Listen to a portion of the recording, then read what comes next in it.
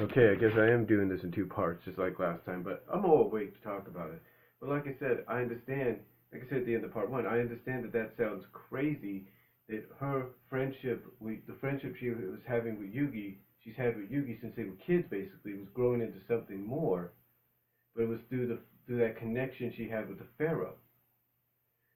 Because you see, like I said, like I said, she has this one moment during the final duel between Yugi and Atem where she breathes a sigh of relief where because Yugi survived a major attack, and then all of a sudden it just shocks her, surprises her, and she asks herself, "Oh my God, when did I start cheering for Yugi?" Because then I think realization dawns on her that the feelings, those romantic feelings that she had developed for the Pharaoh were actually being channeled through the Pharaoh to Yugi. These were feelings that she thought she had for the Pharaoh, but she was actually developing for Yugi more than anything else.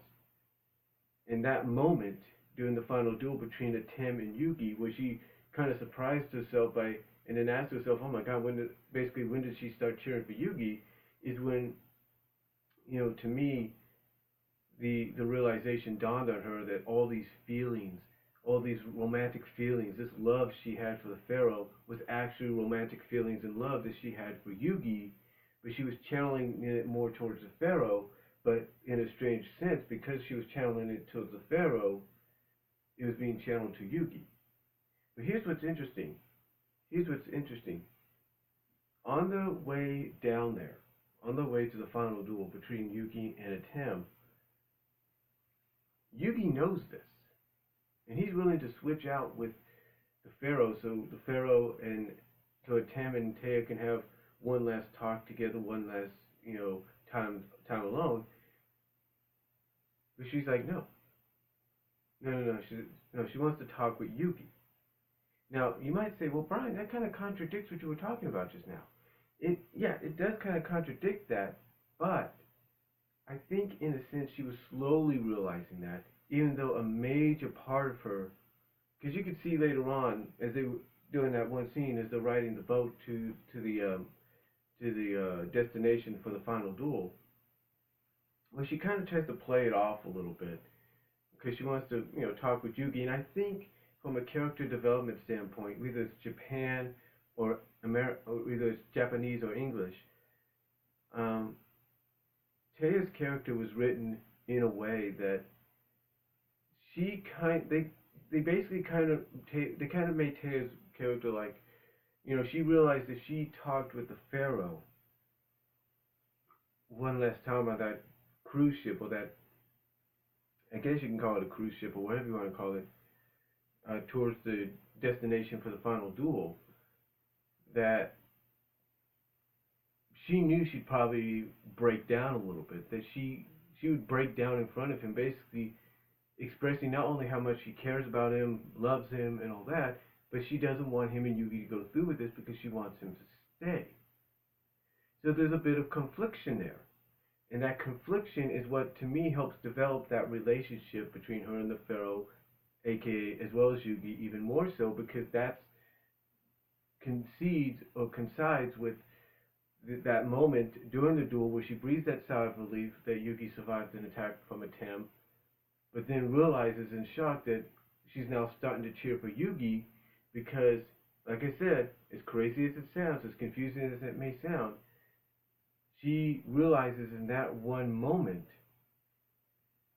that all these feelings, this love, this romantic feeling that she's had for these romantic feelings she's had for the Pharaoh, this love she's had for him, is actually romantic feelings and love that she's had for Yugi, but she was channeling it to the Pharaoh, through the Pharaoh to Yugi, yet she didn't realize it till that moment. Again, I know it sounds crazy, I know it sounds a little confusing, but heck, maybe I'm over analyzing this, and maybe I'm over analyzing it, and that's why this is a two-part video. But still, the point is that's one way you can look at it. Because also, if you watch the Japanese ending to the final episode, and as the credits are rolling, you see Yugi, Taya, Tristan, everybody arriving back in Japan or America, depending on how you look at it, from Egypt, and you see Rebecca there, you see Serenity there, you see everybody, you see Duke there. And when Rebecca's hugging Yugi, you kind of see that jealousy, that envy of Teia's come back out. And this is after Yugi and the Pharaoh have separated, and Atem, the Pharaoh, has gone back into the spirit world with his friends from 3,000, 5,000 years ago. So here you have Teiya Azu, if you will, getting jealous over, kind of getting jealous and green-eyed, if you will, with Rebecca hugging and smothering Yugi and all that, being mushy all over with Yugi. And again, this is after Yugi and the Pharaoh separate. So again, it's kind of in a sense an acknowledgement right then and there, especially with the Japanese ending, that Teiya, that all those romantic feelings, that love that she has developed and grown, that has basically grown and developed between her and the Pharaoh, or that she has grown and developed for the Pharaoh, was actually for Yugi, but being channeled to Yugi through the Pharaoh. And again, like I said, it sounds confusing. I know it sounds like a broken record saying that. But again, I know it sounds confusing, but she didn't know that or even want to really acknowledge that until that moment where she breathed that sigh of relief during the duel. Again, I know it sounds confusing. I know it sounds crazy.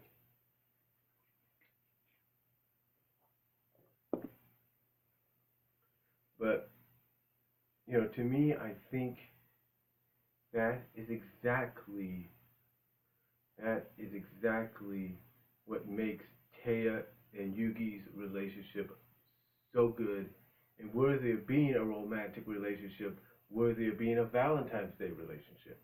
Because when you look at the connection, the way it was built through all the seasons, despite how you feel how 4Kids butchered one season or one story arc or several story arcs over another, and despite whether you like the Japanese version or you don't, you knew that both sides kind of slowly grew that relationship to that very moment. And if you don't believe me, here's what my suggestion is. Go back, watch that duel, watch that final duel, watch all 4 episodes. And I guarantee you, when you see that moment where she goes into that shock of, oh my God, when did I start cheering for Yugi deal? It's going to hit you. It's going to make you realize that is the time that she is realizing she's been in, that this love she's had for the Pharaoh, that falling in love with the Pharaoh, in reality she was falling in love with Yugi through the Pharaoh, but she didn't know it until that moment. So, again, I know it's Valentine's Day weekend, and this is why I want to talk about this, because this is something I don't hear many people talk about on YouTube or anywhere, or even analyze, if not overanalyze like I've probably done, and basically pointed out why and how it's come to be. But again, these are just my opinions.